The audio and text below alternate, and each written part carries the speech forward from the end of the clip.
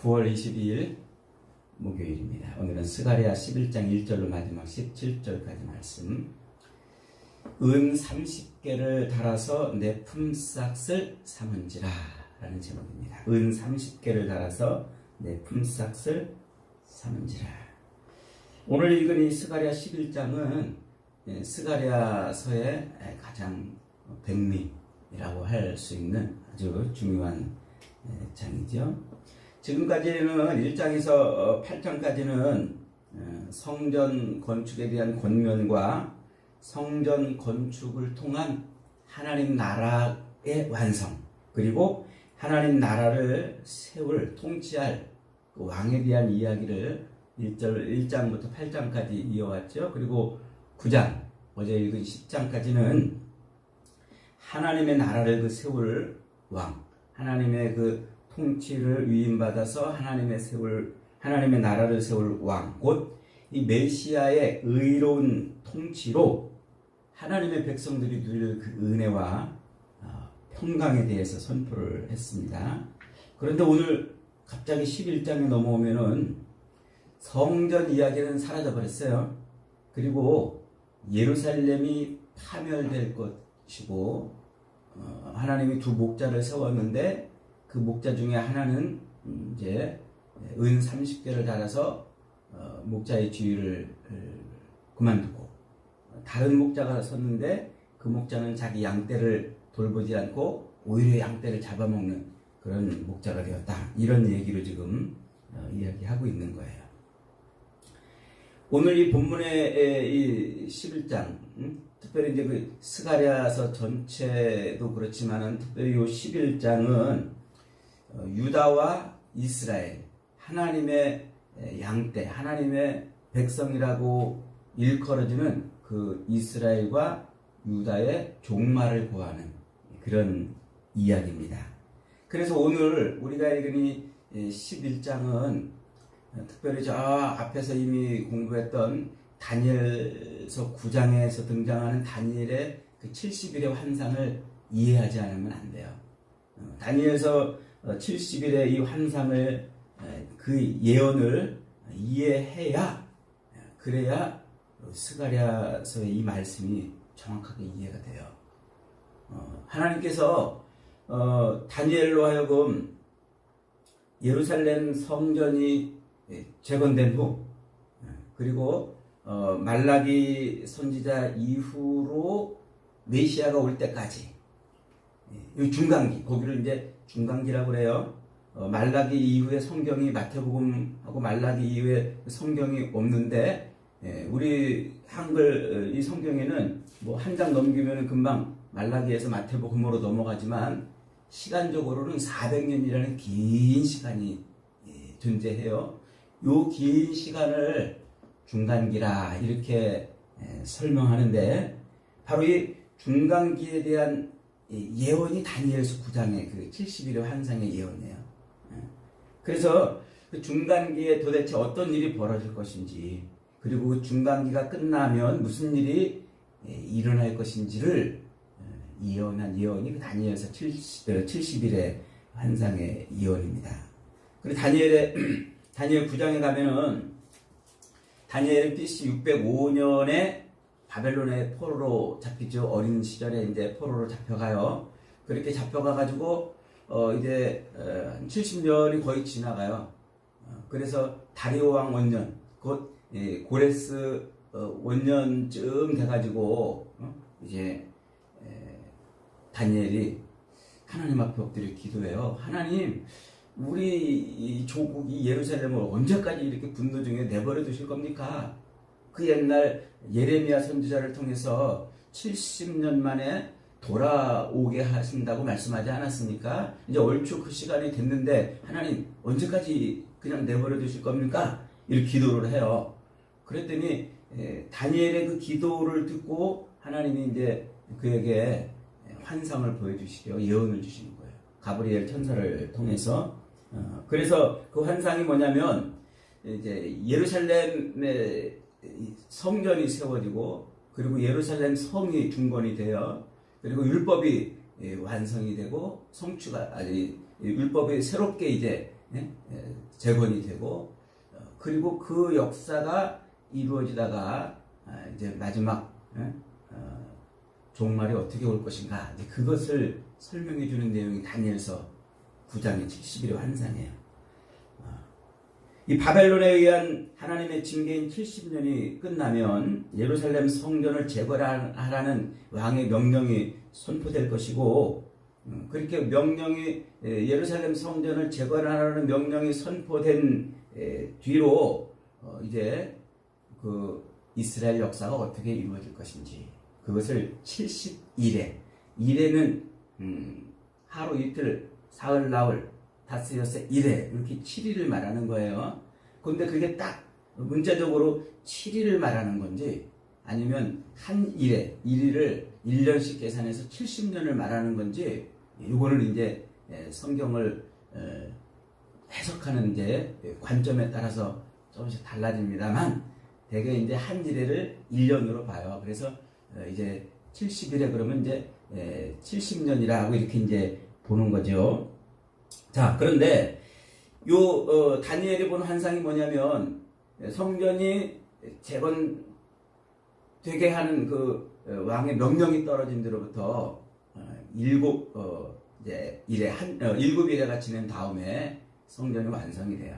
그리고 62일회가 지난 다음에 기름 부음 받은 자가 끊어질 것이고 그 뒤에 남은 한 일회 동안 한 일회의 절반에는 어떤 일이 벌어지고 나머지 반 일에는 또 어떤 일이 벌어질 것인지를 보여주는 그런 환상이라 이랬습니다.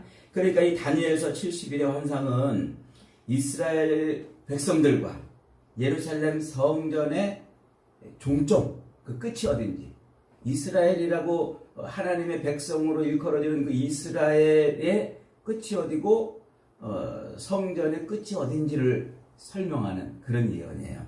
그걸 잊어버리면 안 돼요. 그래서 이스라엘 백성들과 예루살렘 성전을 하나님의 나라의 중심으로 지금까지 역사를 끌고 왔잖아요. 하나님이 통치하시는 하나님의 나라의 중심에 하나님의 백성으로 일컬어지는 이스라엘과 성전을 딱 두고 그렇게 이스라엘의 역사를 끌고 왔단 말이에요. 그렇게 해서 하나님의 나라로 일컬어지는 이스라엘과 하나님의 통치의 상징인 성전의 그 끝, 실제로 예루살렘 성에 세워놨던 그 성전의 끝이 어딘지, 그러니까 예루살렘 성과 예루살렘 성전의 끝이 어딘지를 그걸 보여주는 환상이 다니엘 70일의 환상이에요. 그리고 이제 거기 끝에서 하나님이 이제 지금까지 스가랴서를 통해서 예언했던 하나님의 통치하심을 받아서 하나님 나라 백성을 모으는 메시아, 그 한 왕, 그 메시아를 통해서 어떻게 하나님 나라가 완성될지 그걸 보여주는 게 다니엘서 70일의 환상이고 스가랴의 환상이에요. 그래서 다니엘의 환상과 스가랴의 환상을 이렇게 겹쳐 놓으면 이스라엘 역사가 어디서 끝나고 성전의 역사가 어떻게 끝나고 그리고 메시아를 통한 하나님의 나라가 어떻게 올지 이걸 알 수가 있는 거예요. 그래서 이제 그 다니엘의 70일의 환상을 좀 이해할 필요가 있어요. 그걸 이해하지 못하면 이 스가랴의 오늘 11장이 잘 해석이 잘 안 돼요. 자, 연대기적으로 다시 한번 설명해 봅니다.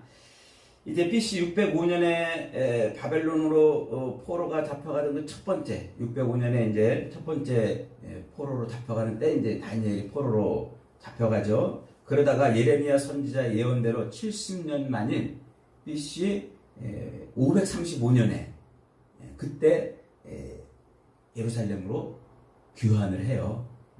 그때 이제 수룹바벨과 예수아가 약 한 5만 명 되는 백성들을 끌고 와가지고 성전을 재건하다가 방해에 부딪혀가지고 포기하고 16년이라는 긴 시간 동안 허비하니까 학개 선지자가 등장해가지고 정신 차려라, 빨리 성전을 지어라, 아주 책망하죠.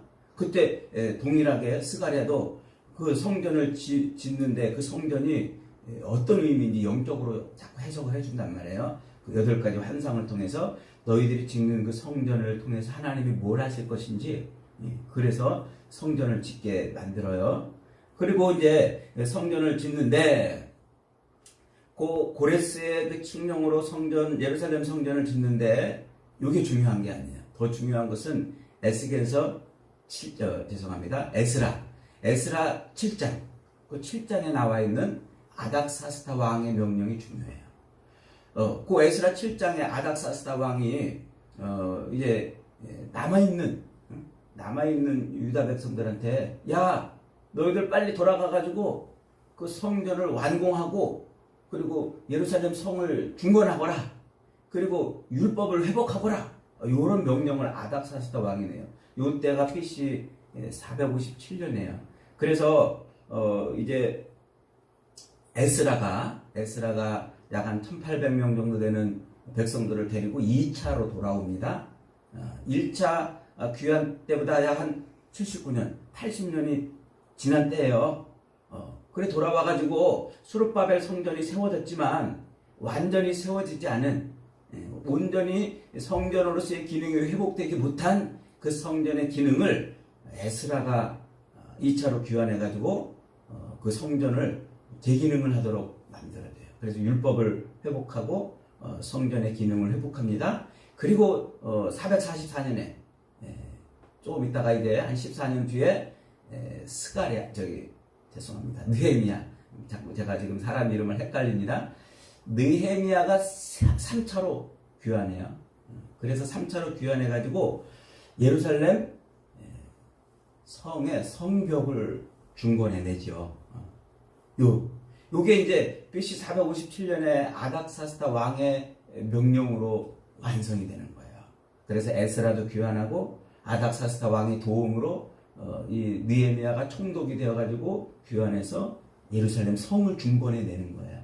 그러니까 예루살렘 성도 중건됐고 성전도 세워졌고 재기능을 다하도록 율법도 회복이 된 거예요. 이렇게 된 다음에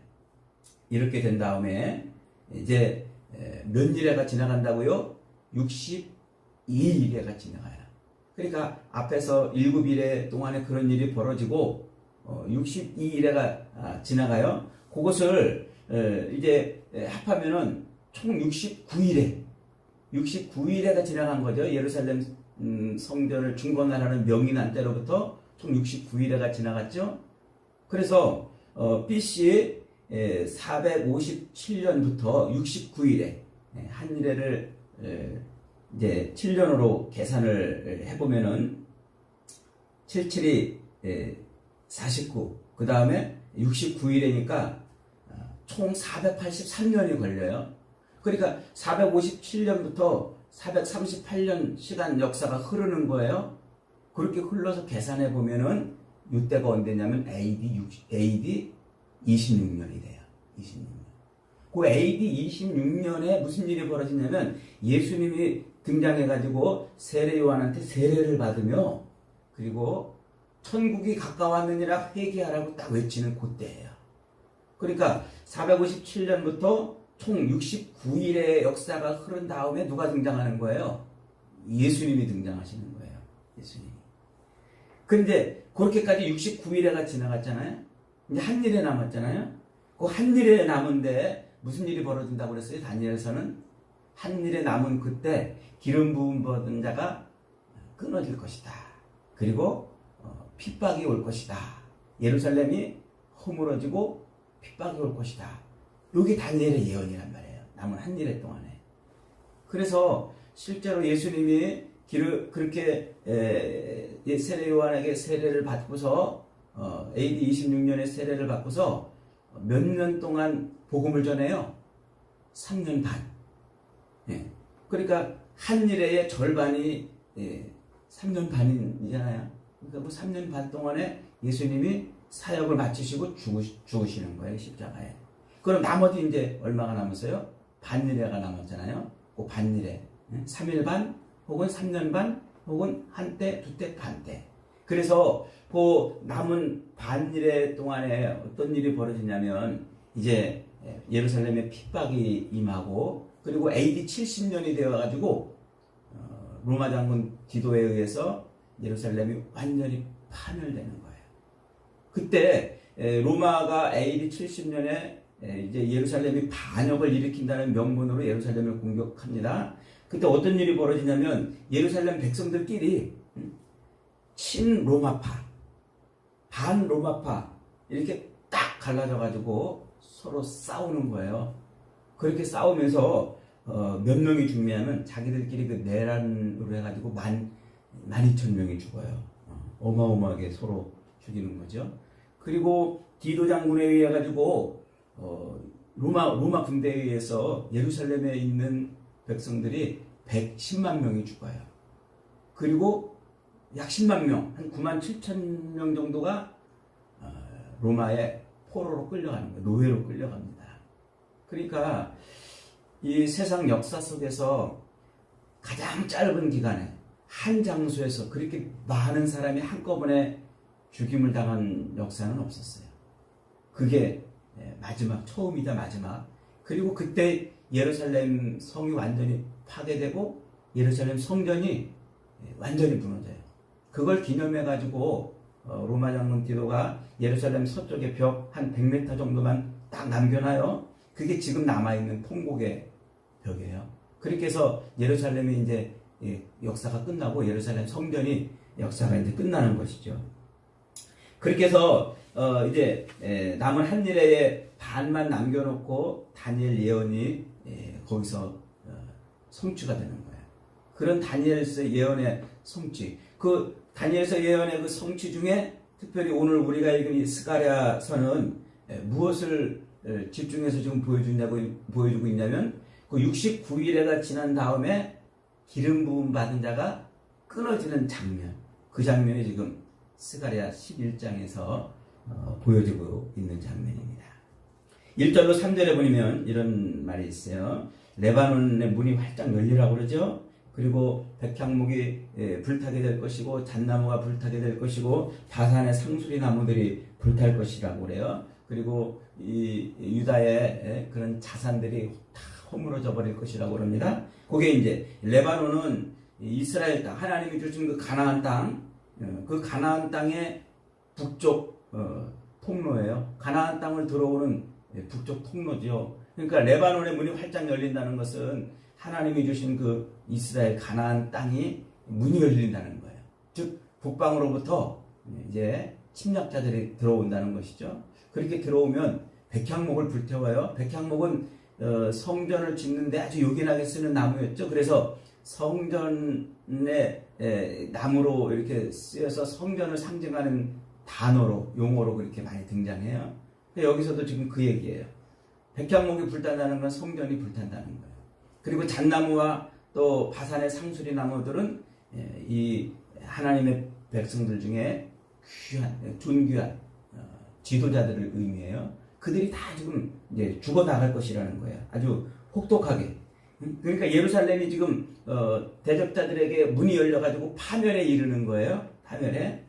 그래서 그 예루살렘이 파멸에 이르고 성전이 불타버리고 예루살렘의 그 지도자들은 모두 다 이제 죽임을 당하게 될 것이다. 이렇게 지금 말씀하고 있는 거예요. 그때 하나님께서 이제 지도자들이 다 죽어서 이제 흩어지니까 하나님이 그 불쌍한 양떼들을 먹이라고 스가랴에게 이제 이 목자의 사명을 맡겨놓습니다. 그러니까 그 양떼들이 지금 막 흩어지는데 그 양떼들이 어떻게 되냐면 팔려가요. 노예로 팔려가는 거예요. 곧 백성의 지도자들이 이 예루살렘 백성들을 노예로 막 팔아버려요.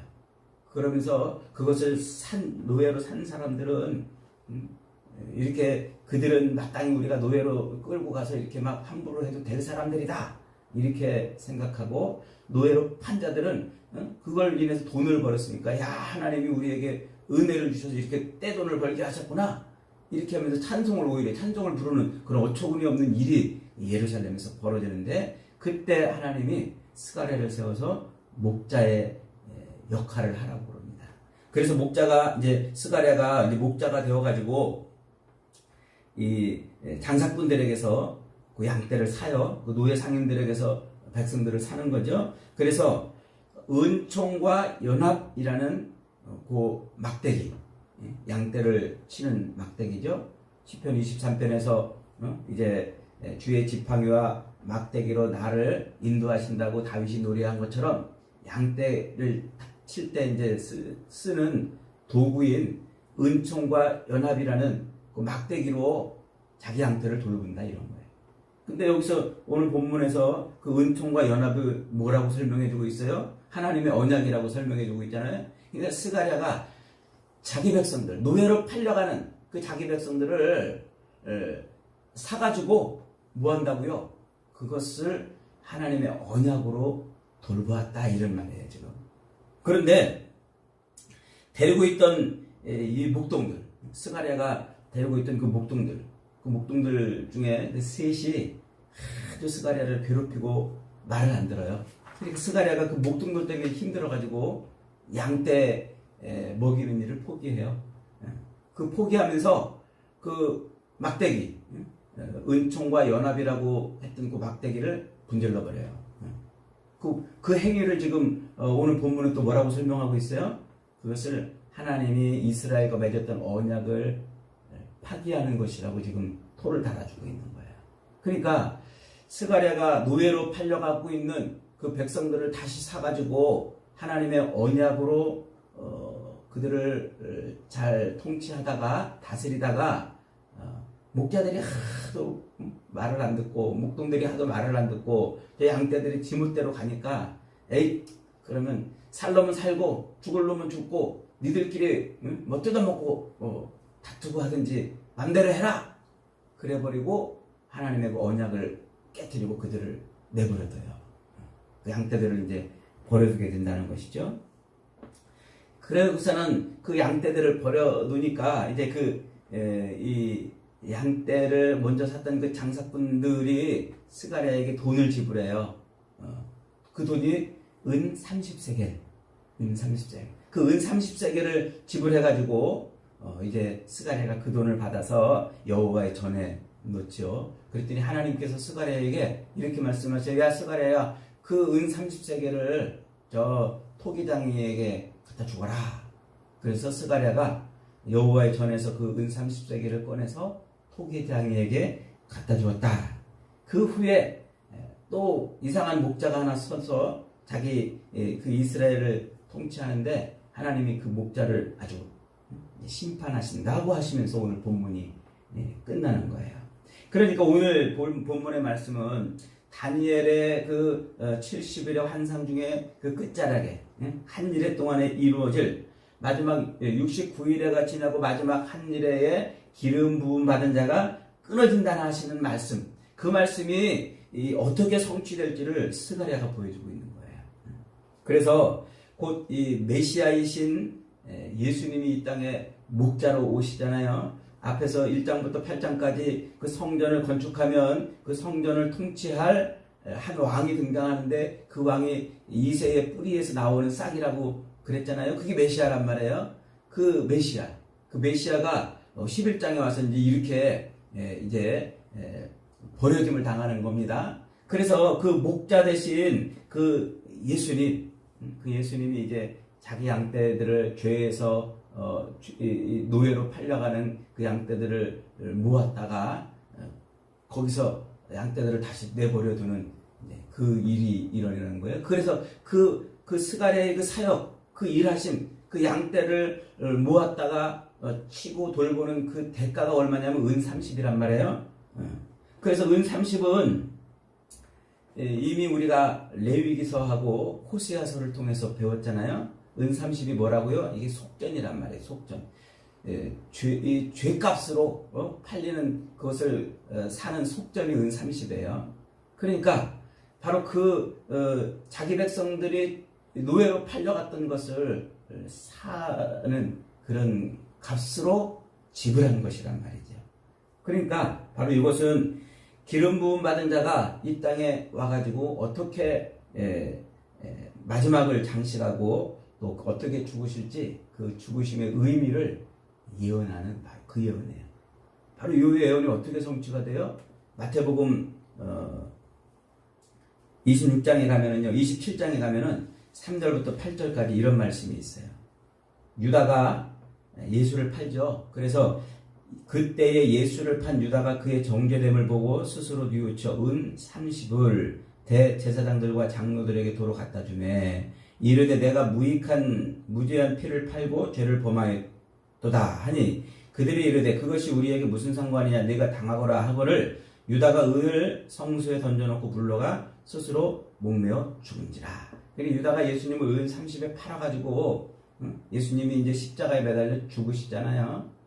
그걸 보고 이제 유다가 내가 잘못했나 싶어가지고 그 돈을 다시 대제사장들에게 가져다주고 야 이거 나 이거 안 받을 거다. 그리고 돌려주고 성소에 넣고 나와서 스스로 죽어요. 그러니까 그 대제사장들이 유다가 성소에 거기다 놓고 나간 그 돈을 이것은 여기다 두면 안 돼. 그래서 그걸 꺼내가지고 어떻게 했다고요? 그걸 꺼내가지고 토기장이의 밭을 사서 나그네의 묘지를 삼았으니 오늘날까지 그 밭을 피밭이라 일컫는다. 이렇게 마태복음 27장 3절로 8절에서 예언하고 있어요.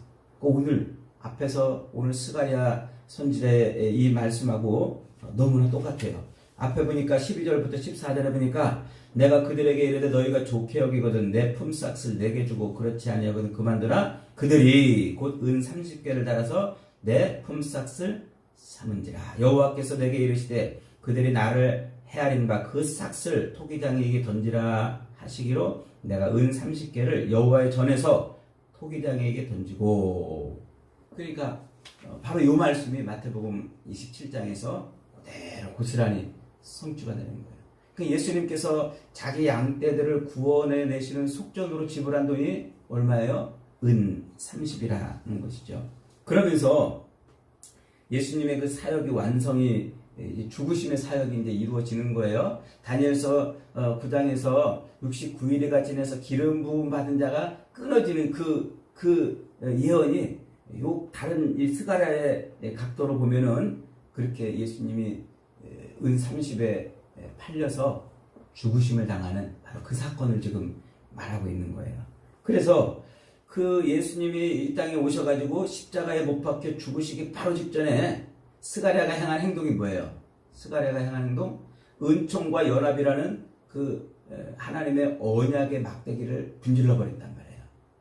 그러니까 이 행위가 지금 뭐냐면 다니엘서 이 70일의 그 예언에 이렇게 겹쳐서 놓고 보면은 이스라엘 역사가 거기까지예요. 하나님의 백성이라고 일컬어지는 이스라엘 역사가 거기까지고, 그 다음에 이제 성전, 그 성전이 무너져 버리잖아요. 그래서 하나님의 임재하심의 상징이었던 그 성전이 허물어짐으로써 이 땅에 존재하던, 실제 이 땅에 발딛고 살고 있던 하나님의 백성들이라고 일컬음을 받던 자들이 여기까지, 그리고 성전이 여기서 끝나는 거예요. 그래서 앞에서 에스겔서 1장부터 8장까지 예언한 성전을 세우는 이제 진짜 성전이 세워져서 하나님의 진짜 백성들을 모으는 거예요. 그러니까 이 구약 이스라엘 백성들을 출애굽해가지고 가나안 땅에 들여보내서 성전을 세우고 하나님의 백성이라고 일컬어 오시던 그 구약 이스라엘 모든 역사가 다 뭘 지금 모형으로 하는 거예요? 실제 예수님을 통해서 완성될 하나님의 나라 그리고 하나님의 백성들의 이 모습을 예표한 모형이란 말이에요. 그 모형이 어디서 다 무너진다고요? 이제 실제로 예수님이 오시니까 그것이 다 끝나는 거죠. 그런 역사를 지금 말하고 있는 거예요. 그러니까 하나님이 실제 이스라엘과 맺었던 이제 모든 예언들, 은혜, 은총, 언약들을 여기서 끝내고 진짜 백성들, 속전을 지불하고 값을 치르고 종으로 팔려가는, 죄의 노예로 끌려 팔려가는 자기 백성들을 진짜로 모으는 사건이 예수 그리스도의 그 십자가 죽으심으로 이루어진다는 겁니다. 그러니까 이 역사를 지금 그렇게 보여주고 있는 것이죠. 그러니까 우리가 이 다니엘서 예언이나 그리고 이 스가랴 예언들을 이렇게 겹쳐서 보면은 하나님이 얼마나 세밀하고 얼마나 정확하게 세상 역사를 끌고 가시고 구원의 역사를 치밀하게 이끌어 가시는지를 볼 수가 있습니다. 그리고 하나님이 자기 백성들, 진짜 성전을 세우기 위해서 하나님의 임재하심이 진짜로 이루어지는 그 성전을 세우기 위해서, 그리고 그 성전에서 함께 하나님과 교통하는 진짜 자기 백성들을 모으기 위해서 얼마나 큰 대가를 지불했는지를 보여주는 거예요. 그러니까 예수님이 이 땅에 오셔가지고 속전에 팔려서 십자가에 못 박혀 죽으시는 그 일은 이게 어쩌다 일어난 일이 아니라는 거예요. 우연히 벌어진 일이 아니라는 거예요. 이미 하나님이 오래전부터 이스라엘이라고 하는 그 나라의 모형을 만들어서 하나님께서 어떻게 진짜 하나님의 나라를 완성해 갈지를 보여주는 아주 치밀하고 아주 세밀한 하나님의 구원의 섭리, 세상 역사를 움직이는 하나님의 섭리 속에서 이루어지는 것이라는 겁니다. 여러분, 그러니까 우리가 오늘날 그리스도의 그 십자가 죽으심과 부활로 만들어지는 그 하나님의 구원의 은혜를 가볍게 여기면 안 돼요. 이게 어쩌다 일어난 일이 아니에요.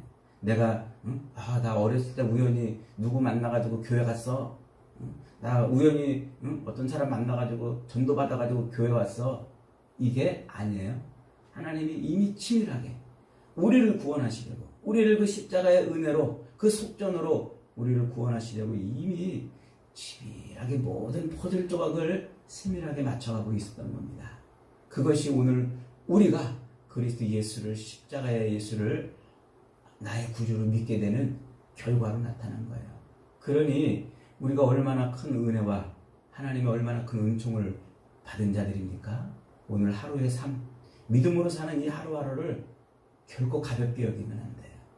믿음으로 사는 이 하루하루를 결코 우리가 쉽게 넘겨버리면 안 됩니다. 그 놀라우심, 그리고 그 치밀하심, 자기 백성을 구원하시고자 하는 그 뜨거운 열정과 그 놀라우신 하나님의 역사하심으로 우리가 오늘 이 자리에서 예수를 고백한 줄 믿으시기 바랍니다. 그 은혜를 감사하고 그 은혜를 찬송하고 그 은혜를 우리가 온전히 드러내는 삶을 살아야 돼요. 그런 삶을 사는 저와 여러분이 되시기를 주님의 이름으로 축복합니다. 아멘.